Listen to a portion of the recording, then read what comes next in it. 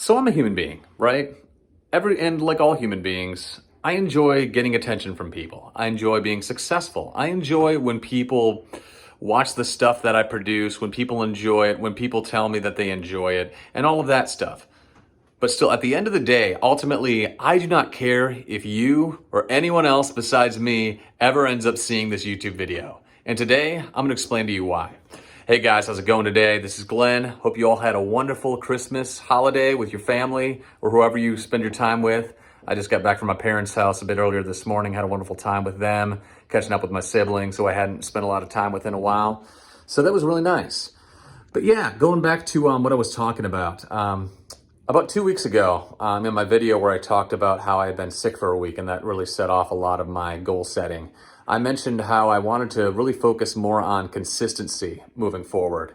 Like me, temperamentally, I've always been kind of a perfectionist. Like I like putting a lot of work into things. I like it, whatever I do, to reach a certain standard that I hold myself to. And oftentimes, because I don't want to do things if I can't reach a standard, a lot of times things just end up not being done.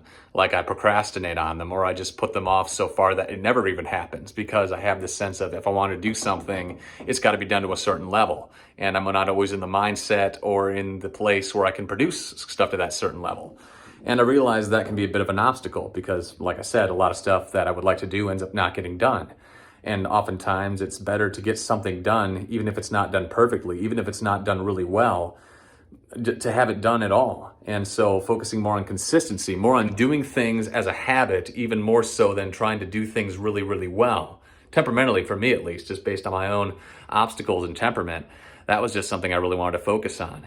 And, in that spirit, that's ultimately why I don't care too much, at least at this stage in my YouTube creator journey, how many likes or follows or subs or comments that I'm getting on my YouTube video. Like, I really don't care, especially at this point in my early journey, how much interaction I get in these videos, because at this stage, far more important is just me being in the habit of producing something consistently on a regular basis.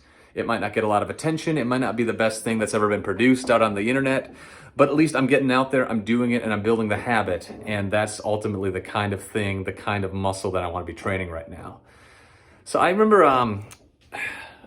real quick, I remember a couple months ago, I had gotten into a conversation with some people on Twitter where I made some tweet about how if you want to get into voiceover and you want to do it full time, then it's something that you really have to want. It's something that you have to really be willing to put the work into.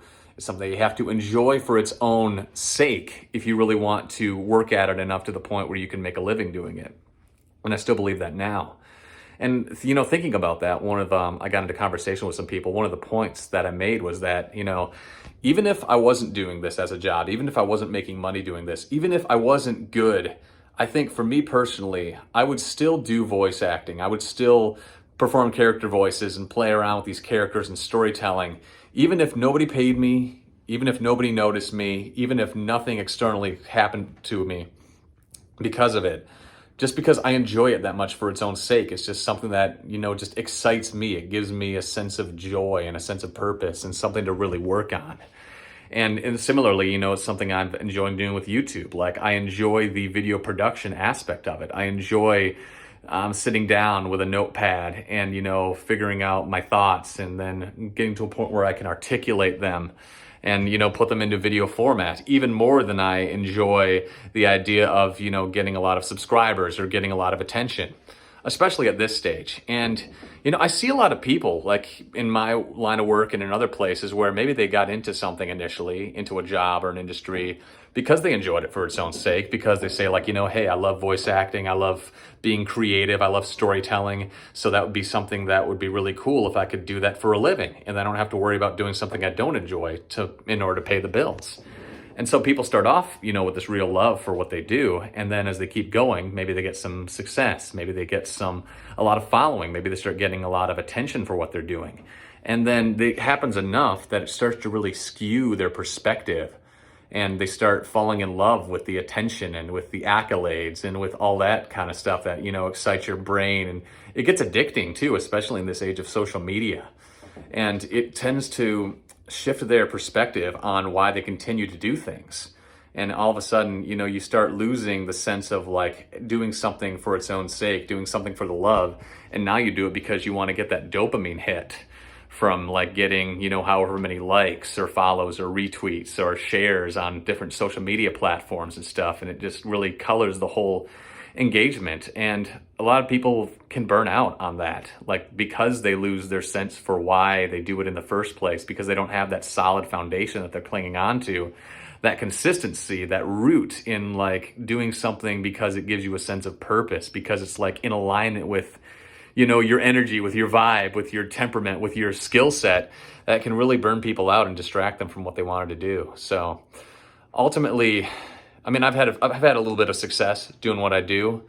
I mean, I'm able to pay the bills doing what I do, and that's awesome. But I mean, I really hope that as I continue on this journey, that I don't lose sense of why I got into it to begin with. And yeah, so that's one thing that I'm really thinking about right now, especially, you know, starting off this YouTube video, starting off, you know, my YouTube channel again. If you can just start off with that perspective from the beginning, then hopefully I can just keep being consistent with that and focusing on that as I continue forward.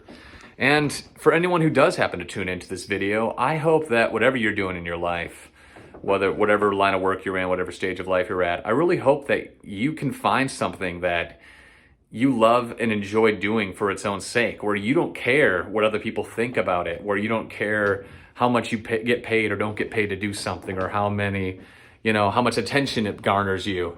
As long as you can do something because, you know, it makes you feel alive, because it gives you a sense of purpose, because it's something that you would do if nobody else ever knew about. And that could be a difficult thing to find sometimes. And I would encourage, you know, people, if you don't think you have something like that, you know, take a little time, just sit down, journal, meditate, and really think about, you know, what is that for you? Because finding those sorts of things, I think, is a real key to living hopefully a long, helpful, prosperous life. All right. For anyone else out there who is tuning in, appreciate you guys. Love getting back on this YouTube grind. Love getting the production back up and going. So yeah, crazy holiday week. Had a lot of stuff going on between like last minute voiceover orders and holiday get-togethers and stuff. Really, as much as I love Christmas and I love everything that it stands for and getting together with the family, it is nice to get back to a point where I can have a consistent routine, where I'm not constantly being bombarded with all these other things that are just, you know, very seasonally specific. And I'm looking forward to just getting back into the regular flow of things and getting back onto that grind. All right. Well, thanks again. Appreciate you all out there. Appreciate everyone. And yeah, hope you had a wonderful holiday. Wish you a happy new year. And yeah, have a fantastic week. Take care.